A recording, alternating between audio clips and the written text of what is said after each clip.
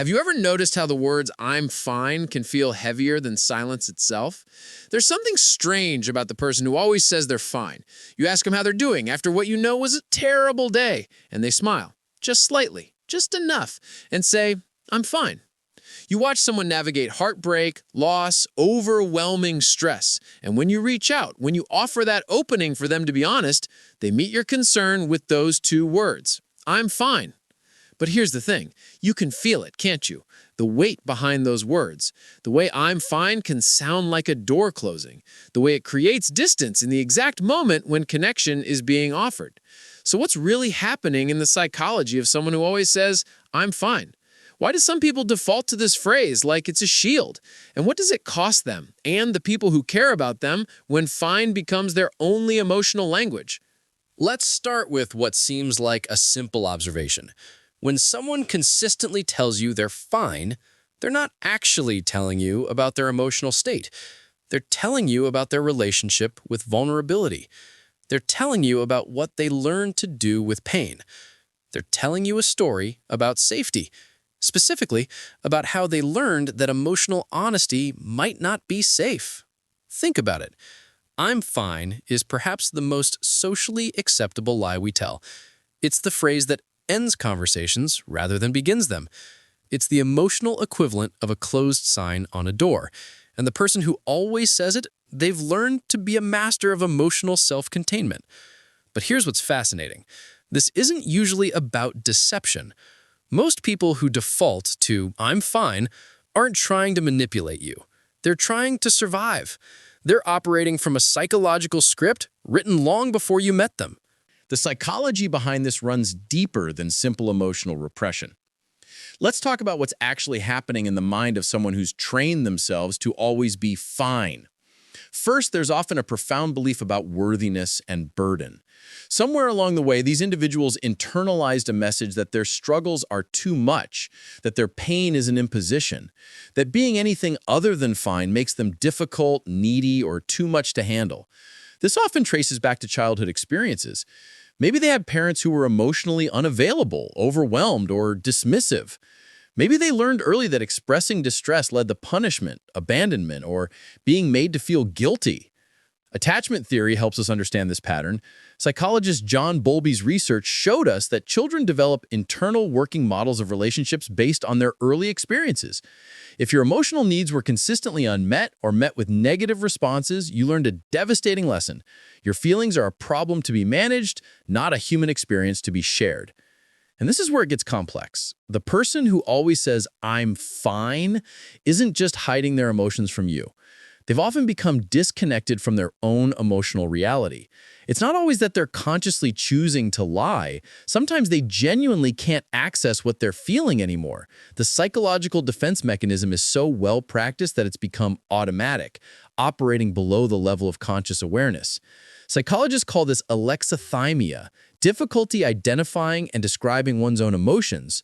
When you spend years minimizing, dismissing, or suppressing what you feel, you can actually lose the ability to recognize your emotional landscape. "I'm fine" becomes not just what you say, but what you genuinely believe, even when your body is screaming otherwise with tension headaches, insomnia, or that persistent knot in your stomach. But here's the truth about this pattern. Silence is not emptiness. It's control. And for someone who always says, "I'm fine," control is everything. Think about what vulnerability really is. It's uncertainty. It's risk. It's the possibility of rejection, judgment, or having your pain minimized. When you've been hurt by being open before, when you've reached out and been met with dismissal or disappointment, your nervous system learns. It codes vulnerability as danger, and "I'm fine" becomes your armor. There's actually a neurological component to this. Our brains are wired for pattern recognition and prediction. If past experiences taught you that emotional honesty led to negative outcomes, your amygdala, your brain's threat detection center, will start flagging vulnerability as a threat. This happens automatically, below conscious thought. By the time someone asks, "Are you okay?" your stress response is already activated, and "I'm fine" tumbles out like a reflex. It's a form of emotional fawning, a trauma response, where you prioritize other people's comfort over your own truth. And maybe that's the real tragedy here. The person who always says, "I'm fine," is often deeply empathetic. They're exquisitely attuned to other people's emotional states. They learned to be this way because their survival once depended on it. Reading the room, managing other people's emotions, making sure they weren't too much, too needy, too burdensome. They became emotional caretakers, and in doing so, they abandoned themselves. Here's what's really happening beneath the surface of "I'm fine." There's a war between the need for connection and the fear of it. Because here's the paradox. Humans are fundamentally wired for connection. We're social beings. Our nervous systems co-regulate with each other. We literally need each other to process emotions and maintain psychological well-being. But the person who always says, "I'm fine," has learned to fear the very thing they need most. They want to be seen, to be known, to have someone witness their struggle and say, "You're not alone." But they're terrified of what happens if they let someone in. What if they're too much? What if their pain drives people away? What if they open up and get hurt again? So they protect themselves with fine. They create distance with fine. They ensure they'll never be rejected by never being fully known. It's a form of preemptive self-protection. If I never let you see me struggle, you can never use my struggles against me. If I never ask for help, I can never be disappointed by your response. If I'm always fine, I'm always safe. But safe isn't the same as connected. And this is where the long-term cost reveals itself. Research in psychology shows us something crucial about emotional suppression. It doesn't work. Not really. When you chronically suppress emotions, you don't eliminate them. You just disconnect from their conscious experience while your body continues to bear the burden.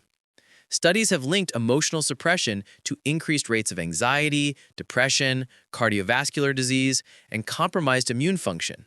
Your body keeps the score, as trauma researcher Bessel van der Kolk famously put it.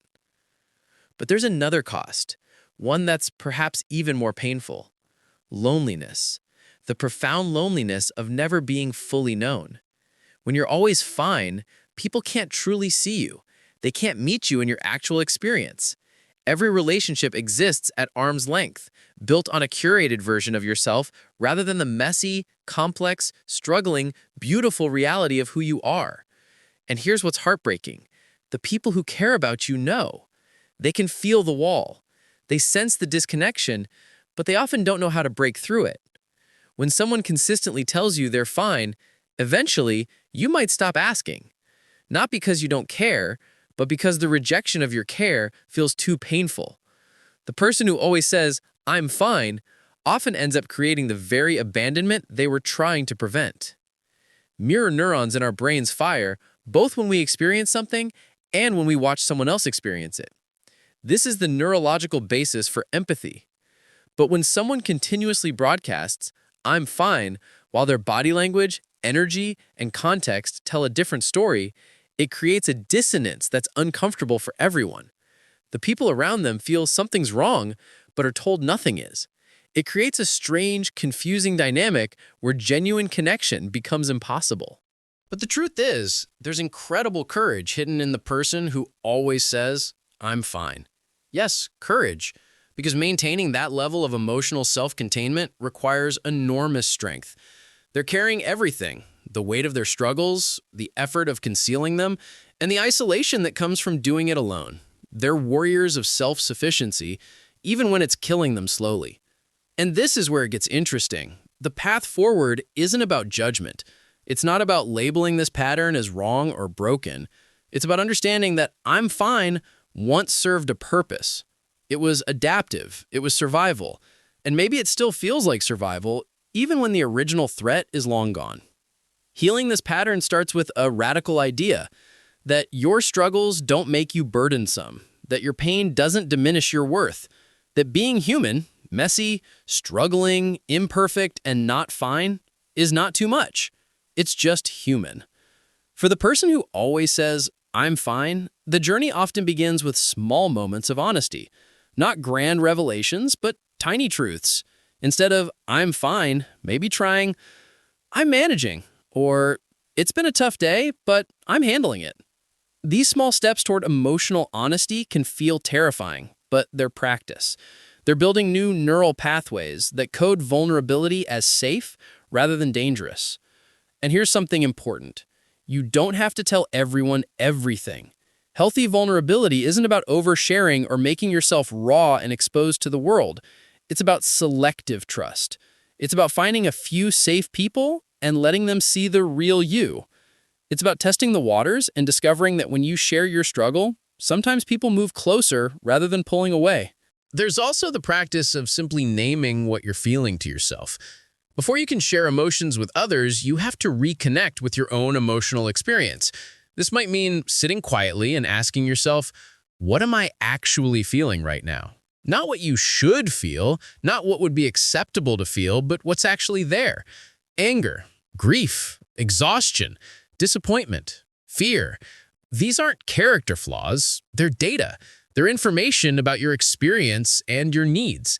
Therapy can be transformative for this pattern, particularly approaches like internal family systems or emotion-focused therapy, which help you develop a new relationship with your feelings.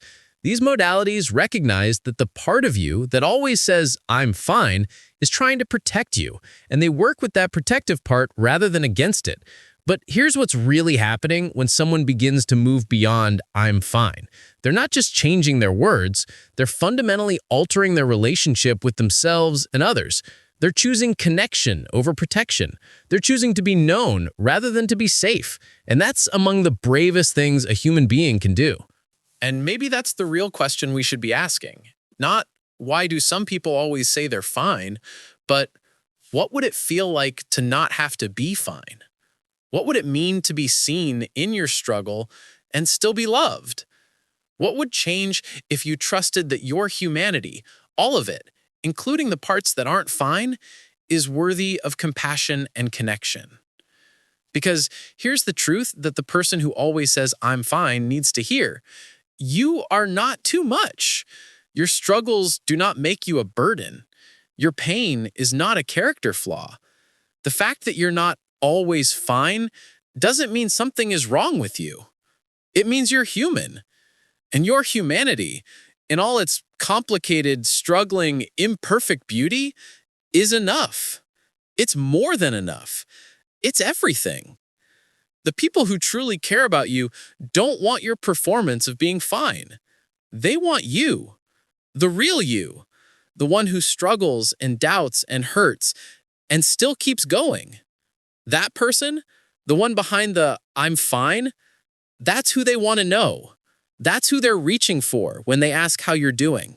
So, if you're someone who always says, "I'm fine," know this. Your protective mechanism makes sense. It kept you safe when you needed safety. But you don't have to live behind that wall forever. You can take small steps toward letting people in.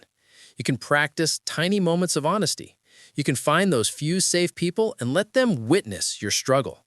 You can learn that vulnerability, though terrifying, is also the pathway to the connection you've been craving all along. And if you love someone who always says they're fine, keep asking, keep showing up, keep making it safe for them to be honest. Don't take their walls personally. Understand that behind that "I'm fine" is someone who desperately wants to be seen, but is terrified of what happens if they are. Your consistency, your patience, your refusal to abandon them in their self-protection, that's what eventually makes vulnerability possible. Because at the end of the day, we're all just humans trying to navigate this complicated experience of being alive. And none of us are fine all the time. That's not failure. That's the human condition. The question is whether we'll face it alone behind our walls, or whether we'll risk being seen, risk being known, risk being not fine, and discover that on the other side of that risk is the connection we've been searching for all along. You don't have to be fine. You just have to be honest. And that honesty, that messy, imperfect truth of who you are, that's where real connection lives. That's where healing happens. That's where you finally get to stop performing and just be.